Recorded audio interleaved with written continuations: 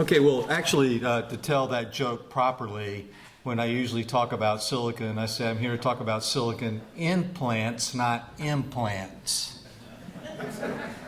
So they got it pretty closely. So let me just say again, follow up what the chairperson was saying is that I want to thank Sylvia and Eva for the opportunity to be here. And when they invited me, I thought, well, what do you want me to talk about this time? Because I only know one element, and so I kind of proposed the title, "Challenges for the Use of Beneficial Nutrients in Agriculture." Right? And if you think about beneficials, you can think about aluminum and cobalt and selenium. Of course, there's silicon, right? So really, the title is going to be, "Why is silicon still not used routinely for managing plant health and enhancing plant growth under greenhouse and field conditions?"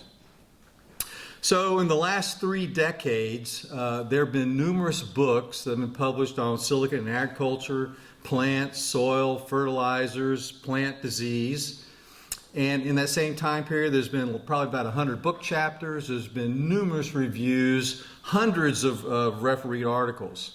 In that same time frame, there's been 7 world conferences. And in those world conferences, there's been a number of plant families. You can see those listed. Of course, the 3 that have been focused on in these conferences has been in the Fabiaceae, Poaceae, and Solanaceae. And many, since you guys are fertilizer guys, there's been many sources that have been looked at to supply soluble silicon to the plant. And again, the 2 forms that have been the most studied are slags, like calcium silicate, that come from the iron or phosphate industries, and then soluble silicons like liquids, potassium, sodium, for an example. So in all of this work, it's been pretty conclusive that silicon will alleviate abiotic and biotic stresses and enhance plant growth and development. So well, why isn't it used? And you can see the listing here. It suppresses biotic stresses like plant diseases, insect pests. Then it alleviates chemical and physical stresses, and you can read those. I don't have to go through that. So it goes back in, why is silicon not routinely used in agriculture? Well, one is a lack of consistent information on which soil orders are low in silicon, especially for intensity. And you guys are soil scientists, so intensity is how much of is in soil solution. And then capacity, how much is in the solid phase that will be later available in soil solution. There's no current universal soil test for gauging the amounts of plant available silicon have been calibrated for many agronomic or horticulture crops. I mean, many use for elements like malic 1 or malic 3, right? And so, but there's no universal for this. Most analytical laboratories do not routinely assay soils for plant soil or plant tissue for silicon. Many scientists still state that plants are either silicon accumulators or non-accumulators. There's a lack of economic studies to show the benefits of applying silicon. And there's a lack of extension outreach to present positive benefits of silicon to producers and growers. So let's kind of go through some of these. So again, soils, we don't know about intensity and capacity. But we do know that soils will go through a weathering sequence, and as they go through this weathering sequence, you can go through a removal of silicon in that soil solution, right? And you see these soil orders. This is based on USDA soil orders, and these ultrasols and oxasols are considered to be some of the lowest in applying soluble silicon to the plant. And this just came out recently. Showing the world order of these sorters, and the ones that are underlined in red have, at least experimentally, been shown to where you get a response because they've been identified as being lower limiting. But so it's something like an oxasol or ultrasol, even a histosol that's like 30 to 80% organic matter. It's very low in mineral matter, so it's low in plant available silicon. But we still don't have enough information to go in and say what is the intensity and capacity of these soils, even though we have been able to identify. We need more research in that area. Similarly, what extractors would you use? This was a study that was done a number of years ago where there was like 137 countries. We were asked to send in soils that represent ultrasoils, octosoils, and like a sandy entosoil, so they should be low. And we looked at, acetic acid extraction, the sodium acetate buffer, and calcium chloride. And the critical level for silicon using the acetic acid is 24. For the sodium acetate is 60, and calcium chloride is around 20.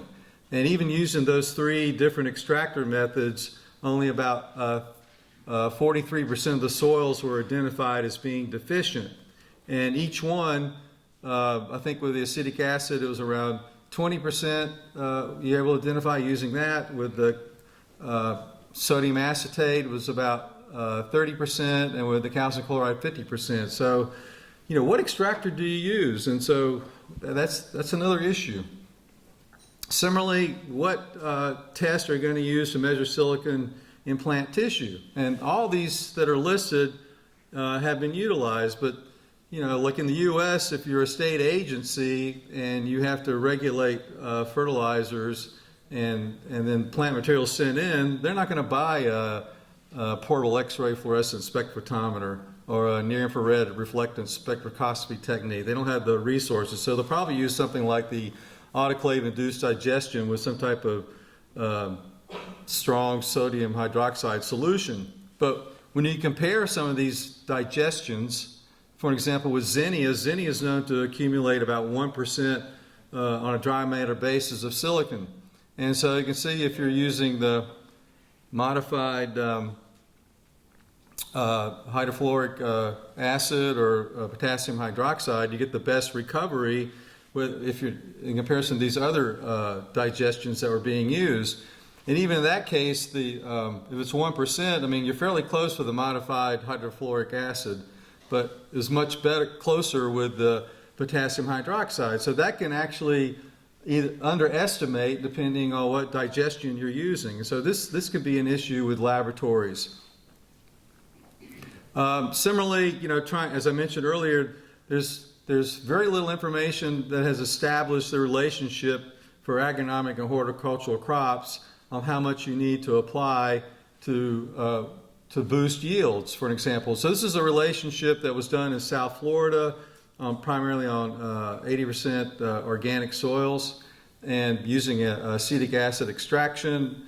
And they did the relationship between using commercial fields as well as some experimental sites, and they were able to show like a curved linear response to the increasing acetic acid to the concentration in plant tissue. And what they found is that with the leaf silicon concentration, that when you related that to relative sucrose content, that you needed around 6 grams per kilogram of silicon in the plant tissue to be at optimum, and critical was 5. So based on that information, they were able to go into and say, well, if you want to reach this critical level, at least optimum of greater than 6 or critical of 5, based on the acetic extraction, you would know exactly how much calcium silicate to apply to the soil to reach that level. And again, this is really well done for sugarcane. This is like 30 years of research that's been going on in that region, right? But if you go against many of the other horticultural crops that people are touting where they're getting responsive silicon, this is not well done at all. It's just not available at this level. And this is the type of information that's needed to move this concept forward and its utilization forward. So again, then we get into non-accumulators and then accumulators, right? So this was one criteria that was proposed many years ago, that if to plant to be considered a silicon accumulator, then it had to accumulate at least around 1 decagram per kilogram, right? And then if you're an excluder, it'd be less than 0.5, and then intermediate would be in between. So there was a study done by Hodson et al. Back in 2005 when they went to the literature and they looked across a number of papers, and they had to find at least two experiments showing similarity in accumulation before they would be published, because they did kind of a meta-analysis. So there were like 44, well, let's say over 100 plant families that were looked at. So basically, if you say that to be at the 1% to be an accumulator would be to the right of that red line, right? And then if you were a non-accumulator, it'd be below that red line, right? And then the intermediates would be in between. However, there are many plants that accumulate more silicon in their roots than in their shoots. So does that mean that they're non-accumulators? I don't think so. I mean, if you look at, for example, crimson clover, it has an 8-fold increase of silicon in the root tissue versus the foliage.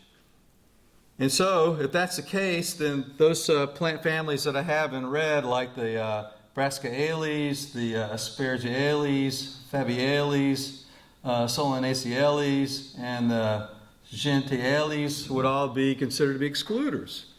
But, if you're a plant pathologist and you want to try to use this element to manage a plant disease, well, let me back up a minute. I got ahead of myself. So here's an example with tomatoes. So tomatoes are considered to be excluders. So if you were to look at the beefsteak control on the left-hand side, you would notice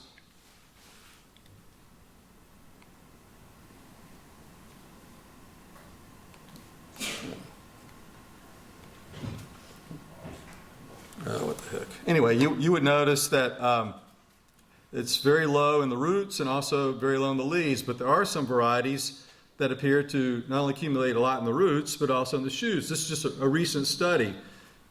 So you can't really, if you go to the literature and you see they've tested only one cultivar, you can't make the assumption that that's the standard for any other varieties out there. There could be differences in their ability to accumulate.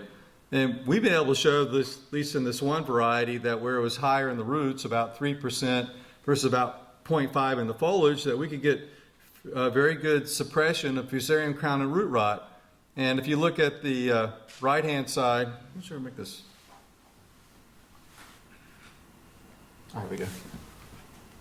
So right here, so this is our controls with and without silicon. This is with silicon.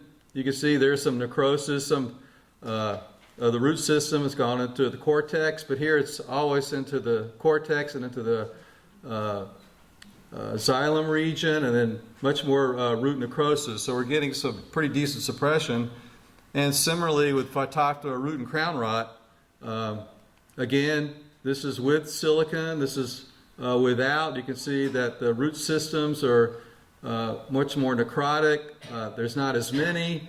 You can see the symptoms are moving up the stem much higher, so there is some good suppression. So again, if you say a plant's a non-accumulator based on just sampling foliage, but it's actually high in the roots, there's a potential to be used that for plant health and therefore plant protection. So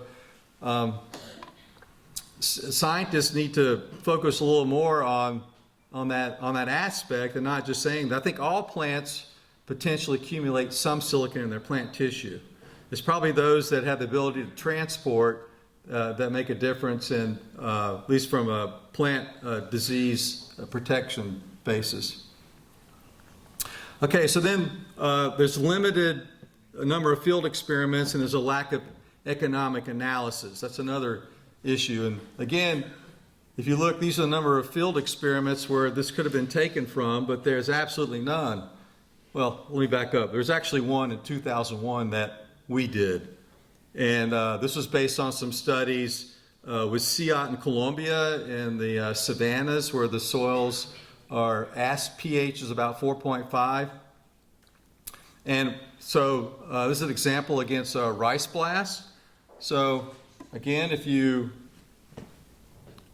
this is sort of without and with silicon with different fungicides, but the point is, this is the fungicide alone, and this is silicon, right, without any fungicides. So basically, they control it the same. So you can look and see, here's our control. The plants are not very robust. if you were to walk between the alleyways, you would see a lot of necrosis of the leaves with symptoms of rice blast. And here's fungicide applications versus silicon alone. The plants look the same. There's very little blast, right? So similarly, if you look at residual activity, so here's applied in 96. This is a 1-year residual, and then fungicides. You can see all of these were very effective in suppressing leaf blast development. And the point is, if you have a 1-year residual, that means if it costs you $100 to apply in year 1, but you're still getting effect in year 2, then it amortizes over time. So basically, it's costing you $50, right? And there's other plant diseases besides blast. You're getting great reductions in grain discoloration, about a 26% reduction. And then when you look at yields, for example, this is without and with silicon, so the blues and the red with. No fungicide applied. So you can see you got like about a 33% reduction in panicle blasts. That's the sort of the neck rot phase, right? You got greater suppression with the fungicide, whether it's with or without silicon, right? But when you go to look at yields, this is interesting. You only got about a 17.5% increase over the control, right, using fungicides. However, you got almost a 51% increase in yields over the control. This was not any different from fungicides with silicon. So probably in this case, this sort of suggests that silicon's having a nutritional effect and affecting floral fertility, grain quality, grain set, right? So then you can take and do an economic analysis on this and show that, well, if you assume you're getting a 12% increase in yields, this is a $74 return. Let's say you can reduce your fungicide applications by 1 or 2, about $75. Reducing grain discoloration. You could also eliminate lime, because in acid soils you have to lime. So you would see a return about $313 per hectare. So these are the type of analysis that need to be done not only with agronomic, but many horticultural crops to show the benefits and the utility of using something like silicon. And then there's the issue with extension information, at least from a U.S. perspective. I only know of 3 other programs in the U.S. besides where I was in Florida, Louisiana, New Jersey, and now coming out of Ohio. So there's very few people who are doing the work, and it's very difficult to communicate. So that kind of leads to, well, again, when you look at companies and what their involvement is, this is part of that factor of why it's difficult in the utilization. So a number of years ago, probably about 4 or 5 years ago, I did a survey and I went to a number of companies and I said, do you manufacture a silicon product for sale to the agronomic or horticultural market, and what countries? And so these are the number of companies manufacturing a silicon product at that time. There could be more, there could be less. And so their products were based on either being a biostimulant, a fertilizer, a lime material, a plant protectant, a soil amendment, or even in a soilless mix. Then if you ask, and these are some of at least the sources that are being used in the U.S., so there are calcium silicates, calcium magnesium silicates, there's crop residues from rice hull ash, diatomaceous earth, liquid forms of orthosilic acid, or the traditional potassium and sodium silicates. And even one was recently registered as a plant protectant, right? I'll come back to that. And then if you say to companies, well, where do you sell your silicon products? You can see these are the number that sell more than, like in Australia, they sell at least 3, right? And then the ones all below sell at least 1 in their countries, right? And so there's a little bit of information on some of the solid sources. One company went from like 88,000 to 250,000 tons. And you can see similarly for another one, it went from 2,500 to 70,000 tons. And liquids, similarly, they were showing increases. But if you ask them, what are the factors restricting the registration or sale of your product? They would say, well, Silicic acid is not mentioned in legislation of a number of countries, so exporting is difficult since customs does not understand the nature of the product. Some countries adopt total metal limits for land-applied recycled waste materials, and this restriction is not applied to non-waste derived materials. Label restrictions of silicon claims on lining labels. Registration problems for silicon products cause challenges in their commercialization. And farmers have little understanding about the role of silicon in agriculture. And again, it gets back to extension outreach. We can all be in our little labs doing our research and publishing great papers, but if it's not getting out to those who utilize it, you know, it's not doing any good. So it gets back to, you know, moving these products and how to sell them depends on how you define them. And so I know in Europe, they've been looking at biostimulants because that's where they would like to channel silicon products towards because of plant growth development and also how it affects abiotic stresses, right? And I know that, got ahead of myself. And in 2017, they voted to support innovation and promote a cyclical market for biostimulants, but I'm not sure where. I think it's still under debate. And I can tell you that there's one company in Spain called BioIberia. They had a liquid product, and the Spanish government decided that they were only going to support solid products to be considered as a silicon source under the biostimulant. And they were supporting a lot of research, but now they've backed off because the Spanish government is completely ignoring liquid sources. And that's just in this year. Okay, so it's an issue. So it's a fertilizer, at least from the U.S., we have an organization called the American Association for Plant Food Control Officials, and I'll talk about them in a little more. And they define, you know, a fertilizer as, you know, what plant nutrients that are essential and provide, you know, designed for use to promote plant growth. And then, of course, you know, if you're going to claim plant protection, that's, at least for the U.S., it falls under EPA as a pesticide, right, because you're controlling the pathogen or insect pest. And so if you look, you know, with these products like biostimulants, you can see that, again, the definition and regulation of biostimulants is still under development in most parts of the world. So it's hard to move the product forward if you don't have a definition. And similarly, you know, for biopesticides, they do lease minerals. And as I mentioned earlier, I showed an example that the EPA has accepted a liquid source as a biopesticide. And again, there's researchers that are touting it for biocontrol as a biopesticide, right?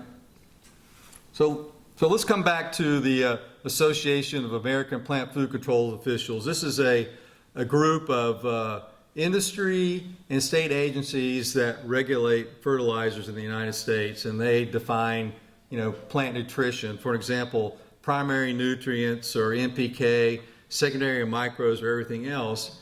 And then when we went forward to advocate for silicon, well, they didn't recognize it. They didn't have a definition for it. And so they weren't going to recognize it. But then finally, after enough negotiation, they decided to come up with a plant beneficial substance. And you can read that. It's any substance or compound other than primary, secondary, and microplant nutrients that can be demonstrated by scientific research to be beneficial to one or more species of plants when applied exogenously. And actually, this definition is actually being used by the European Union to put biostimulants and try to move it in that direction too to the U.S. But even though they recognized it, they said, well, what method are you going to use to guarantee that a fertilizer can supply soluble silicon to the plant? And so we came up with a method with sodium carbonate ammonium nitrate. And basically that method, it's a plus-minus method. Does the material deliver it or not? And once they had this, they're able to move it forward, right? And so this is all 2012. So we're talking about 3 decades of research with all this great information showing how silicon can impact stresses and improve plant growth and development. but it's still the recognition and this holdup is occurring. So IP, International Plant Nutrition Institute, in 2015 actually published the first fact sheet on silicon. Never before had they recognized it, right? And now this organization has kind of gone debunked and taken over by the Fertilizer Institute, okay? And the only reason that they recognized this was because we had a symposium in 2012 at the Tri-Society meeting, and because of that, they started to embrace this. And in 2015, after all these world conferences that we had, we finally formed a society. And that was in 2015, so it's kind of helping to promote the idea of the element and move it forward. And this is the thing that's the most fascinating to me. Are you guys familiar with the nature and property of soils? Anybody here? Oh, I guess not. Okay, well, it's a pretty famous book in the U.S., and it's taught in used in all the soil science classes in all the universities. And it's been published for over 100 years. This came out in 2017. And he said, scientists studying soil plant ecology have long treated silicon as something of a neglected stepchild among the elements important to plants. As an example, in more than 100 years of publication of the Nature and Property of Soils textbook, this is the first edition that devotes a section to silicon. So, to increase silicon's use in agriculture, we need more consistent information on which soil orders are low in silicon, especially for intensity capacity. The soil test for gauging the amounts of plant available silicon calibrated to the performance of many agronomic or horticultural crops is still vastly needed. Analytical laboratories need to routinely assay soils of plant tissue for silicon, but what will they use? It's not like Malik 1 or 3. Scientists need to state that all plants contain some silicon in their tissues. Clearly those that have the ability to transport from roots to shoots are going to perform the best. Need to develop more economic studies to show the benefits of applying silicon. We need to increase extension outreach to present the positive benefits of silicon to producers and growers, and work with regulatory agencies to educate them on the benefits of silicon and its classification. So, silicon for plant health. Plant biostimulant, a fertilizer, plant protectant, all the above, none of the above. What do you think? Anybody? All the above. This guy, he wins the prize. All the above, okay? So, yeah. Well, okay, one last thing. So I'd just like to say that I'm kind of late to coming to the Schnug team. Clearly, this man has touched, seems like every nutrient, and I just found recently he's published on silicon too. So he's no stranger to that, and the way I got to know them was through a publication that I did on mineral nutrition and plant disease. They brought sulfur and how sulfur affects plant disease development. And so I'd just like to say that I'm honored to be able to have been a part of this team kind of peripherally, not directly per se, but it's been a great pleasure, and I've learned a lot more about the impacts of nutrition, not on plant health, but in other areas too. So, one last thing. Everybody likes to drink beer, right? So we don't really know about, what the daily intake requirements would be for silicon. So if you assume it's between 20 to 50 milligrams per kilogram of body weight, clearly a number of these beers will work pretty well, right? Lagers, light lagers, not so much, or wheat beers. So in that case, you probably need to drink a few more. And I don't think anybody drinks one beer anyway, so. And I'll say thank you very much. Thank you, Lawrence. Questions? We all have learned to drink more ale in the future. German, we as Germans are not familiar with this special beer, but here we learn that Sally has a high content in ale. So questions to Lawrence? my first question, I have some concern concerning the Brazilian situation. If you look to the sugarcane production there, increasing year by year in the last few decades on oxysoils. Yeah. Shown these maps of oxysoils, well-weathered, deep-weathered soils, not too rich in silicon. Right. So can you tell us, especially concerning this situation, are the Brazilians aware? Your columns haven't shown you know, that they are the Brazilians are aware, and there's one soil scientist I worked with for a number of years, Gaspar Korndorfer out of the Universidade Federal de Uberlândia, Minas Gerais, and he's done a lot of research. But again, there's a lot of pushback. I mean, I went to this meeting in Rio de Janeiro, this similar meeting, and everybody's still talking about nitrogen and phosphorus and potassium.